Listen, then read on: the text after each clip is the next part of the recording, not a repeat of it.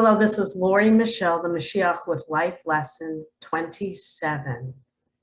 In the end of days, you must go the road less traveled.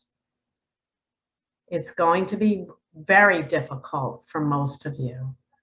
He says for all of you, I have no choice. This is the road I was put on 12 years ago this Friday on the Hebrew calendar, the 13th of Nisan. That's the morning Hashem, the King of the universe, woke me up and he said, go get pen and paper and start writing this down. And I listened and I wrote this book that Hashem, God, says is the Torah part 2, the road less traveled. Messiah, that's what he says I am. And I don't care. I don't care if that's what I am or if that's what I'm not. My name's Lori Michelle, and I'm talking to him, and I've never stopped listening to him for 12 years. He says I never stopped listening to him, period, but I didn't know that before 12 years ago. And when my eyes were peeled open to how dysfunctional this world really is, I couldn't stop. This world is much worse than you even realize. He says, capital H-E, we are in more trouble right now than anyone knows, including me. He says, if I knew how much peril we were in every moment, I wouldn't even be able to turn this computer on. He says, that's right. So he wants me to go right into a very strange dream he gave me over Shabbos. And he wants me to share this dream with you because he says you're in the dream and you need to understand what's really happening right now. In the dream, the beginning of the dream, it was sort of like I was looking at a utopian apartment complex, a little village that was being created by the leaders and the commanders of the utopia. And you can extrapolate because there are people building villages and communities like this right now. And I'm not going to use any names or infer anything. Use your imagination.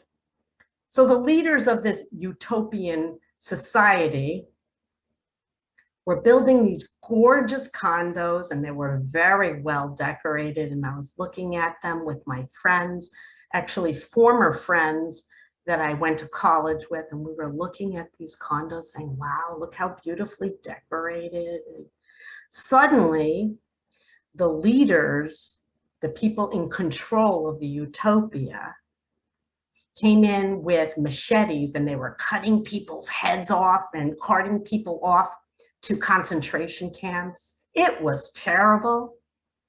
And interestingly, me and my friends were just kind of watching as this whirlwind of people were being carted off and murdered. We were still looking at the condos saying, wow, that was awful. Those poor people, what's going on here? But look how beautiful these apartments are. Everything looks so beautiful here. What's really going on? It was very strange, right? The next thing I know, I'm running. I'm running on love, my charity for world peace, founded in 2009, just after my awakening.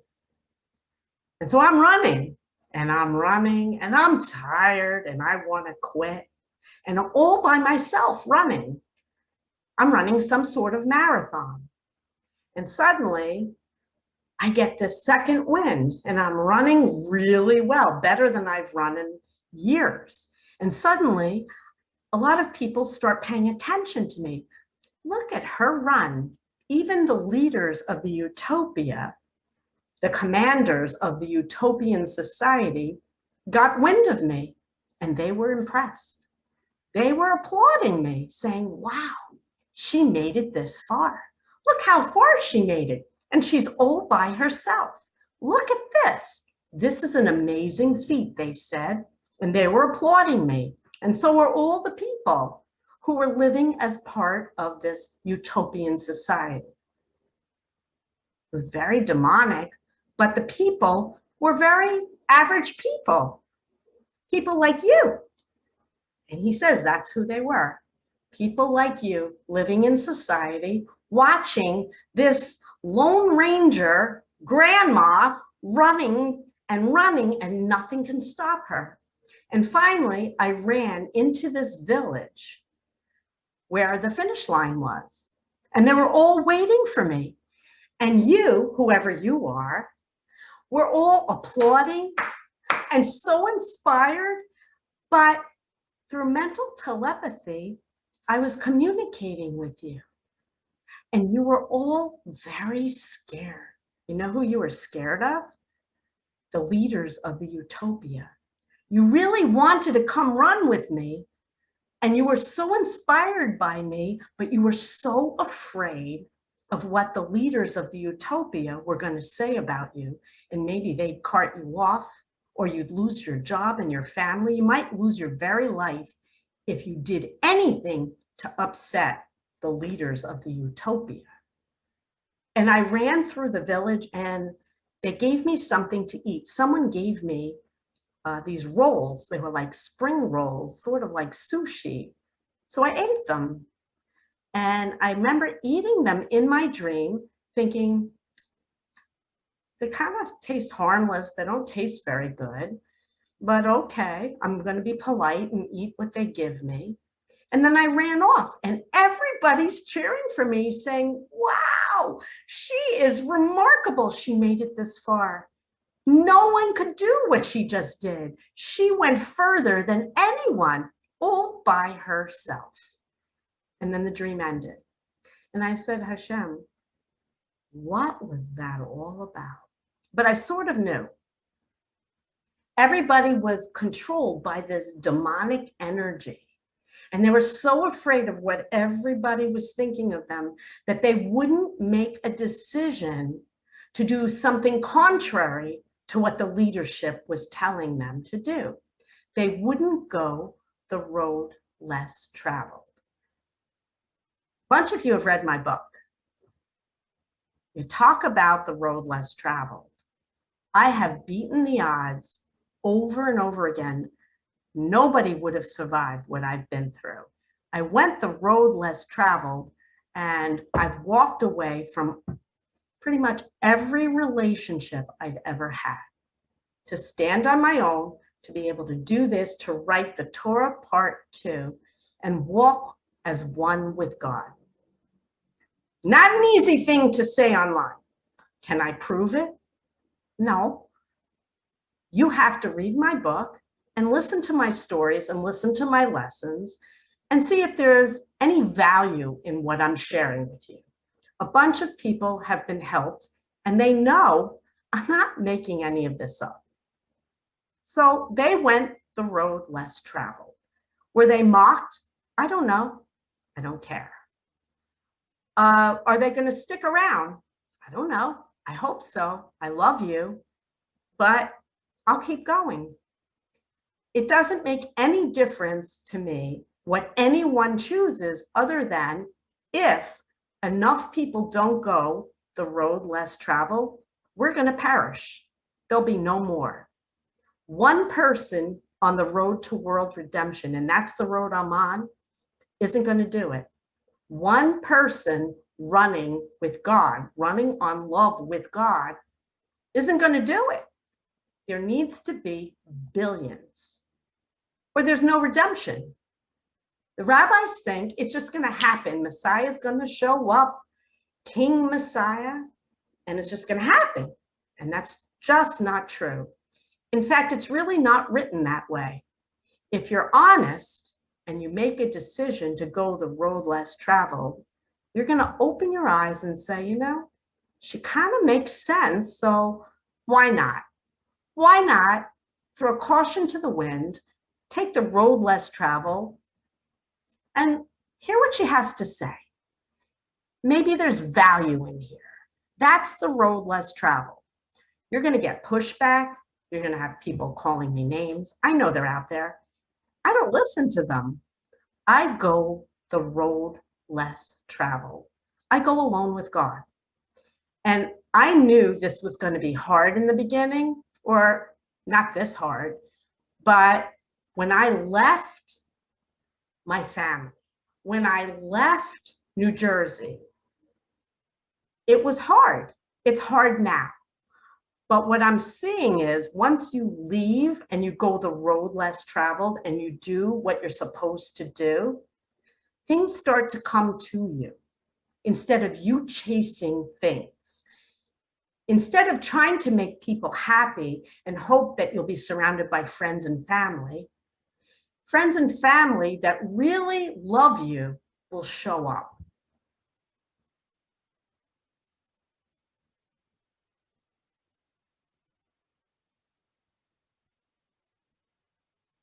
They just said, yes, they will.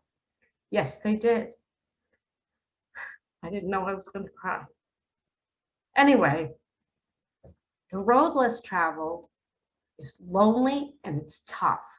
But when you leave here, and you will, sadly, we're born and we die. We face the King of the universe.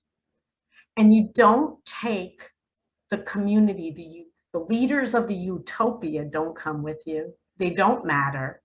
If the leaders in your community are leading you the wrong way, and you might not know it, but they might be on occasion, you are judged for your decision. You can't blame the leaders of your utopia for your wrong-headed choice. So you must walk away. And I asked Hashem, what are you supposed to do? How am I supposed to help you? In the dream, I ran away, and the people in the dream were so scared and didn't want to stay with the leaders of their utopia that were torturing them. So I said to Hashem, what do I do? What do they do? And he said, they need to run on love. What do you do? I said, I run on love. They need to get up, he says, and run on love. Walk away. If someone is leading you astray and saying things that are wrong-headed and against God, you must make the choice to stand strong and be proud and do it your way.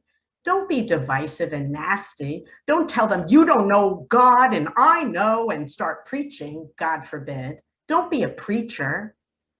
Be someone who stands proud and walk away and be yourself. Be true to yourself and be true to God. You must stand on your own and go the road less traveled.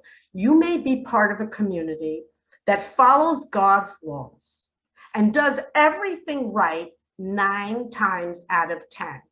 But if you veer and do something against God, he's going to judge you, not because your mother told you to do it, but because you chose to do it. You can't blame anyone for your wrong decisions. You must go the road less traveled. So here's 3 things that I want to share with you to put your mind at ease, because I'm telling you, the road less traveled is lonely and heartbreaking, but it's a must. Here are 3 things, though, that will ease your mind, I hope. Number 1, remember Hashem, God, the King, is your judge. The people in the utopia, the people running the show, the people who lead your community, they are not Hashem. They do not get to judge you. And Hashem is more compassionate and more loving and more forgiving than all the people in all the world. He really is. He judges you on your merit. So take heart. It's the King who judges you. And that's very good news, because he doesn't do anything out of spite or anger or the need to be right. He's Hashem. He's always right. And his judgment is spot on, perfect, always. So that's number one. God's your judge. Don't worry about other people judging you. Number two, we're not meant to be alone. We are not meant to be alone. Yesterday on Shabbos, I complained to Hashem, I'm alone all the time. I hate this. And he said, you should hate this. This is not good to be alone, physically alone most of the time. You're not meant to be alone. And this road less traveled, he says, is temporary and an illusion. First of all, he's around. You're not really alone. And you're surrounded in love. If you've had relatives who've crossed over, there is another side to this world, an invisible realm, and you're loved on the other side. I hope you are. If you have goodness in you, you have love surrounding you. So you're not really alone. But this road less traveled, he insists to me every day, Lori, it's temporary. And he shows me visions of billions of people all over the world coming together and running on love. But if you're the first of the crew, my supporters, it's a lonely job right now supporting me. But take heart, he said, this is temporary. And the third thing that should ease your mind is, this is your defining moment. So stand up, be strong, be yourself, be proud, because the people who really love you will respect you. And one day they're going to join you. You won't be alone anymore. So I hope those three things sort of calm you down. Yeah, this is a time of judgment. And yes, you have to go it alone and you're being judged. But know that he's your judge. He's the only one who gets to judge you. People don't really get to judge you. They are judgmental. Shrug it off. Their opinions don't matter in the end. In the end, it's only him, and he's just and compassionate and loving. And it's really an illusion that you're alone. You're really not alone. And it's temporary. We are all meant to be with each other. We're not meant to be alone. It's temporary. And he says we are going to come together united in love, running on love. It's all in here. I hope you'll go the road less traveled. Read the Torah part 2 and start now. Those poor people in my dream were being held by this awful demonic utopian leaders who were torturing them, and they were so afraid of their opinions. And I thought, walk away. At some point, there's going to be a holy war. We're in it now, actually. The war of Gog and Magog, he says, already started. And right now, we're just positioning ourselves. Whose side are we on? Are we on his side, God, or on the side of evil? So my suggestion is be on the side of God. And if you feel you're being tugged to go the wrong way, stand strong, be proud, and choose God in every moment. Keep listening. I'm telling the truth.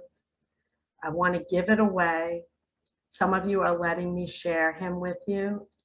And I love you for it because it makes me feel on purpose. He said to share one more thing.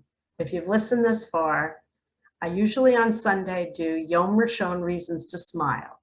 So I want to share with you a little story from Friday that made me smile and shows you that he is real. He is amazing. And there's nothing too little for him. No job is too small for Hashem, the King of the universe. I went shopping at the supermarket and I decided Friday, I'm not baking bread, challah. I usually bake my own. So I bought fresh baked challah right out of the oven. There were 4 challahs in a bag. I have a cold, excuse me. And I shop with a little shopping wagon. I grabbed the challahs, I threw it in the wagon, and I went off shopping. And excuse me, I threw in cans of tuna. I forgot the challah was in the bottom of the wagon. I threw in eggs. I threw in oil. The wagon was full. And I get to the checkout and I see the challah right near the checkout. And it reminded me that I had my 4 challahs in the bottom of the wagon. And I said, oh, Hashem, I crushed my challah. And I started emptying the wagon out. And I was right near, there was still some challah. I could grab some fresh challah. And he said, let's see what happened. And I kept emptying the wagon, and I get to the bottom of the wagon, my freshly baked rolls of challah. And they were perfect, unharmed. And he smiled broadly, and I said, Hashem, you saved my challah. There is no way that was luck or happenstance. If I showed you how full my wagon was and how heavy everything was that I threw on top of hot baked challah rolls, it didn't happen any other way than Hashem made sure everything went in exactly the right way and saved my challah to show me he was there. I hope that made you smile. It made me smile. I smiled all the way home. He's real, capital H-E, and he's watching you. So go the road less traveled. Don't be afraid. He's the best. He's Hashem. And I can't even impart to you how magnificent he is. It's stories like this that blow my mind. The stars, the moon, the universe. No, it's little things like this that blow my mind. He's incredible. God bless you. Go online, go the road less traveled. Let me help you. Sending you my love from Israel. God bless you.